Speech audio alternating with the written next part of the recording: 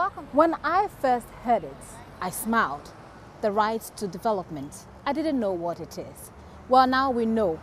This week on EyesRight, we're talking the right to development. We give you stories from communities and tell you the things that they need as far as their development are concerned. And then we hear from the experts in development. They tell us what the Constitution says about you and I, our right to development. My name is Gifty Andopia. Welcome to the show. This is EyesRight. Glefe is an area close to the sea. It is surrounded by communities such as Dansoman, and it's under the jurisdiction of the Accra Metropolitan Assembly.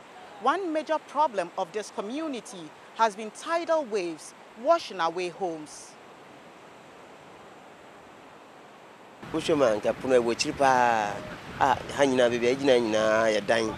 But Sana, Yami Abonadia say, on Chassonadia. It me, yet the anti Emma, a Punabu, Diana, Mrs. Everybody say, this is a Miss Hayana war. But I say, sometimes me the cry, Madonna, sometimes my soul at once. No, my ears, sometimes by 2 o'clock around Sabia, Sana Puno. Apart from the sea, gradually destroying homes as it presses forward, the people of Glefe have had to endure floods for years. Madam, I have from more dear none a mammy press and Casanca because in Sony Yiri Emma would do not seem one mutu, a bureaucrat meta bebo summit. I answer at Miako. Na ye na muko kurom ne yaba ntini me wode na ye ma homete sema na meduru ha na in fact me nya anka masan akọ baby foforo ba ye me ye ni tenem kakra kra ene yesu adum environment na ye fine wo mu siesie. The gutters being constructed are expected to ease flooding in the area by carrying water into the sea. The fact that the buildings here were constructed without proper demarcation has been a major challenge for the construction of the gutters. A typical example is this particular gutter that runs through 2 buildings, and it is so close to the doors of one of the buildings.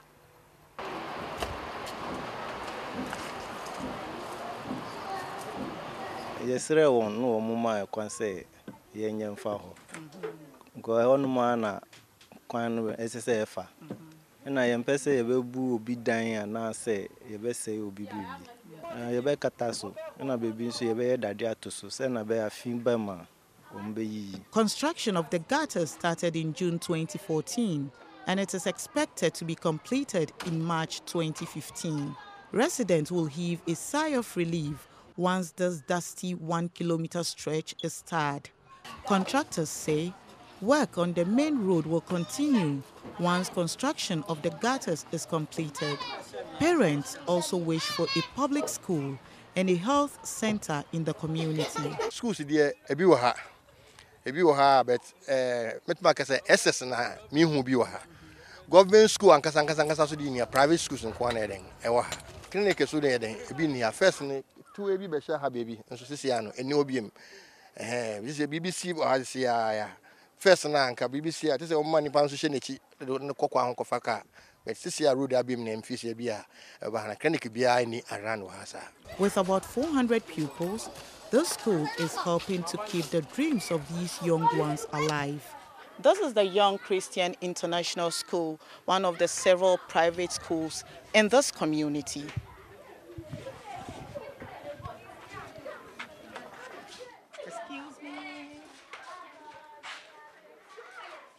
It's from EyesRight to EyesRight. So you have students here taking the BEC exams? Oh, for the past 5 years, we have been taking BEC exams. Yeah, and we have been doing very well. We will need a government intervention to give us support in terms of learning items and others. We appreciate that a lot. As well as scholarships? As well as scholarships, yes. With all its challenges, residents of Glefe still find the time to relax by swimming. Monday, you feel not your jolly kakra, say, Yadi Kakra. It is a gumwa. enu nche ya kwatili a enso no betimi do akọ beti o ba bia ye dware duru a na say ho de ho e normal. As with the entire country, residents here also experience their fair share of power rationing. Some residents also confirmed they hardly experience acute water shortage. Joyce Autry, who moved here with her family 8 years ago, is hopeful this community will rise above its challenges and become a better place if authorities are committed to the basic needs of the people. People in this community often live in fear of armed robbers. Sometime last year, posters presumed to be from the Armed Robbers Association were distributed to residents in which they were demanding some money or risk being robbed. But the chief of Agape says there is no such association. According to our investigation, because here in Ebi Okroma, there were over 20 years now. Until assembly by no until police for by patrol to more than 2 months. Nothing is showing like that. Actually, you say Nipan microphone creative side no send ebe sum do a watchdogs no landlords into our but unless I'm robbers never. The chief's position is, however, a sharp contrast to that of the leader of the now defunct community watchdog group. Yeah, we mantle barrier Junction ha. The armed robbers no any part wave. On the oven, any about betake, and yes, we are near any passes. It won't the second war, any penny be. I'm my own pre-pri, I'm here to uncle hospital. It's yes, we in Yaquano, and the yen journey. Because Sabrina, you cry and map on sucre too. Yes, we incre too. Until my nipana and penifona no work room no. Also buy a boy. It was sick from. It won't buy a number boy and won't be 2 years. Am I yet to mean your nipa 22? Am I afraid yet to meet your name Arabes no? A boy name yet to meet you also in Kunim. If you're rough one who say a chromophone echo formono, I feel no one to your car. O coffee say we are being good for 5 cities. A mount monthly or was you niska. It's a maya your good watchdog no. The fact, however, remains that Agape residents have been victims of constant robbery attacks. Since the incident of the supposed Armed Robbers Association last year, residents say police visibility has increased in the area with night patrols. Also of great concern to residents is the poor state of the main road connecting the community. As if that were not enough, erosion has left deep gullies in the road. Miss Baby or abono it to me PP. It is all corner I hear about my abo son near the other. The bitumen nanti a base 10 meters and son of Pierre Bafoka. How we do so, yeah, let us say a funny fee baby or a pea baby a car bit to me and son of fun. According to the community chief, the dusty road appears more trouble thanks to an individual who levels it occasionally. There are quite a number of basic schools in this community, but only one of them is a public school. Parents are compelled to pay the high fees that come with enrolling their children in privately owned schools. Dagbawe Gonse Basic School officially reopens on Tuesday, January 13, but the JHS students are already in school in preparation for their basic education certificate examination. The school is mostly made up of wood and blocks, and this uncompleted building is the JHS department. JHS 3 is right here. We have JHS 2 here, and at the far end is JHS 1. And also on this side, we have the primary and then the KG classrooms. Potable drinking water is a commodity that is yet to reach this community. Residents here depend mostly on boreholes for their water supply. Water from the borehole is pumped into a reservoir and then channeled through the pipes to be sold to residents. And I understand this container costs 20 pesos, and then water in this yellow gallon also costs 20 pesos. Yeah. But there is good news in the offering for residents. I do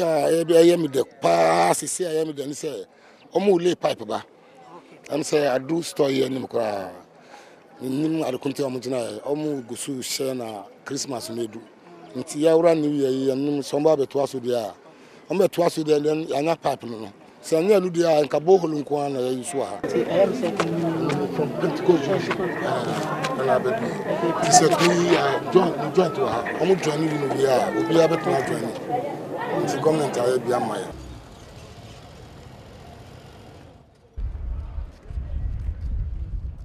Mahia is a Gan word meaning a new place. The indigenous community earned its name after residents relocated there to make way for the construction of the Tema port. The area is occupied by predominantly Gans. New town forms small part of Tema, where the indigenes dominate because we were relocated from the Meridian Hotel area to this our present location.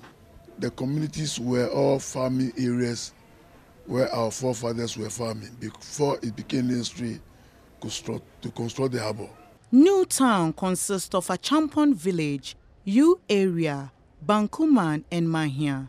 Though basic schools are common here, there is only one public senior high school.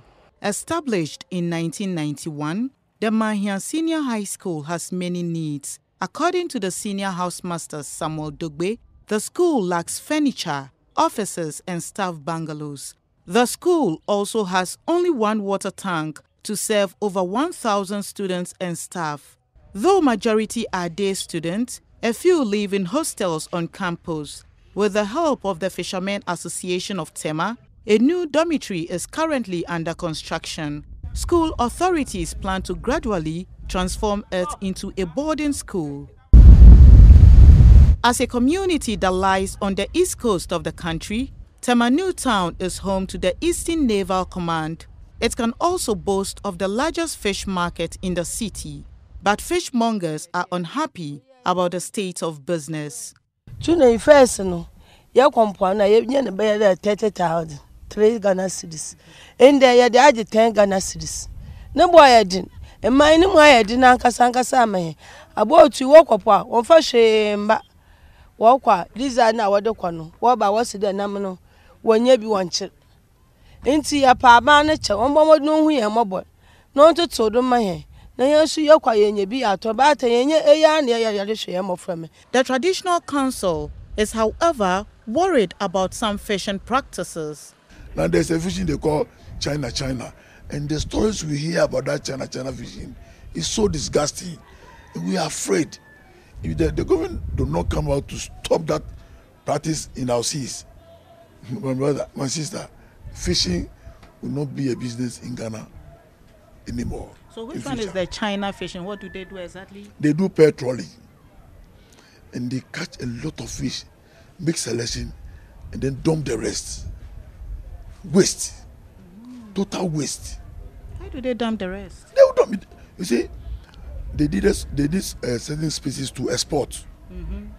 That brings them a lot of foreign exchange. Okay. So if they put the pile on board, it will occupy space. They will short space for the local, the export fish. So to preserve the space, they will just make selection and dump the rest into the sea. Achampon village is prone to floods, and residents are often attacked by thieves. Sensutara, sunifi suredam, noba, into Hanuna yil. Into a problem with Obaya Quino. No one man may gota. Our but Marco main winning. A Hanoya Roberts, no behind. Into yes, Rom say, O Mumboy, no by light no my. Not say a beer. Or moba, no be home, no munchia, my woman power. Not having a place of convenience in their part of town also makes it difficult for those in Achampon village. A public toilet about Kuaha, instead them Achampon village, this is a sentence of way. We're finishing says apart from baby, my authority to the side while stopping. It's in your Sropa, Meridian Srohon.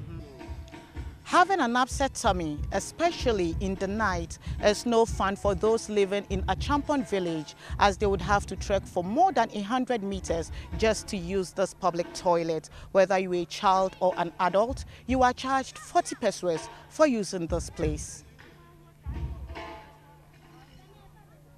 Ni Amasomponu II, however, contends the attitude of homeowners is to be blamed for the absence of toilets in homes. If we put in toilet facilities in our drawings, and then we'll convert them to bedrooms and hide them out, then return back to the assembly and tell them, come and give us toilets. I mean, what are we trying to do about? Because the assembly knows that the building permit that they approved for you was, a toilet was catered for. That notwithstanding, the problem has been created already. So we need to solve them. Of late, VACO have assisted with 3 toilets. There are, private toilets also around. He concedes there are challenges, but they are also doing their best to give the community a facelift. Though the traditional leaders are not too happy that their landmarks and customs that set them apart have been lost, the people of Tema Mahia, however, get satisfaction from the fact that the Tema port, for which they gave up their lands, has opened the country to foreign trade. So good evening and welcome once again to the only show, of course, that educates you about your rights and responsibilities, well, according to the Constitution and other international laws and conventions that the country signs on. So my name is Gifty Ando Apia, and today, as I indicated earlier, we are talking development. So with me to discuss this issue is Ono Kuyule, and he is the Africa Regional Coordinator of the Natural Resources Governance Institute, and he has studied development, or the concept of development, extensively. He is a development practitioner. Thank you very much, sir, and many thanks for your time. Thank you very much. Now, we've told a story with our documentary of 3 communities, and of course there are many communities here in our country who have even bigger issues than the issues that we just highlighted from these communities. So what is the concept of development all about? Well, basically, within the context of human rights, one can look at the right to development also as one of those rights that entitle people to participate in, to be able to contribute to, and actually enjoy economic, social, cultural, and political rights. The right to development also includes the right of sovereignty. So a country like Ghana, within that framework, the country has a right over its natural resources, for example, right of ownership. So that's why nobody can just come and take our land. That's pretty natural, isn't it? Yeah, it is. Let's get a bit specific here. What specifically does the Constitution say about development generally? I think one can look at the whole Constitution is talking about development. There's one particular provision that is key if you're looking at development, and that is chapter 6 of the 1992 Constitution, which is referred normally to as the Directive Principles of State Policy. That particular chapter, or the subsequent provisions in that chapter, enjoins the executive, which includes the president, all state agencies, the judiciary, parliament, cabinet, and all the agencies of government, to ensure that the resources of the country are used in a manner that promotes development. And to be able to achieve that, it ensures that the parliament, so that's why you see that in our case, every year the president will have to go before parliament and present a program of action. Right. So policies and programs. So what it's basically doing is saying to the people of Ghana through parliament that, okay, here is a set of policies and programs that I'm going to put in place to ensure that your right to development as citizens are achieved. So that is a very, very important provision in our Constitution. If you take a part of the Constitution that speaks about education, for instance, right. It gives conditions. Right. Yeah, so it's telling you that you could do that progressively. And right. I see this word used quite a number of times in the Constitution. Yeah. So then the leaders or whoever is in charge can always hide behind the word progressively and tell you that, well, it is also subject to the availability of funds, because that's what progressively means, doesn't it? Well, yes and no. It's very interesting that you raised this issue, because for some time now education has become a big issue in this country. And it's very important because in the 1992 Constitution, if you read the provision carefully, it has said that 10 years. And so actually by the year 2000, the managers of the economy and those in charge of the country should have ensured that every child in Ghana have a right to basic education.